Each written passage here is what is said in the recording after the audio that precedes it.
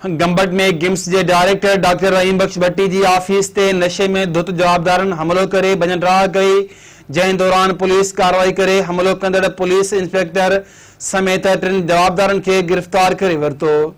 गिम्स director doctor रहीम बख्श भट्टी की office ते नशे में धुत 3 जवाबदारन हमलो करे ऑफिस में भजन राह कई, जंहिं दौरान डॉक्टर रहीम बख्श भट्टी जा कपड़ा पिण लीणू थी विया। अड़े इतला ते गंबट पुलिस गिम्स पहुंची पुलिस इंस्पेक्टर ज़ाहिद पावर ऐं 2 जवाबदारन के गिरफ्तार करे लाकअप करे छड़ियो।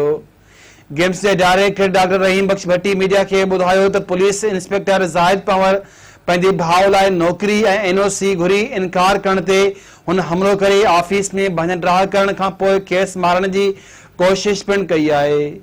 डॉक्टर रहीम बख्श भट्टी आईजी सिंध मुश्ताक मर एसएसपी खैरपुर ऐं ॿियनि खां घुर कई त मथस हमलो कंदड़नि जवाबदारनि खे इबरतनाक सज़ाऊं ॾिनियूं वञनि।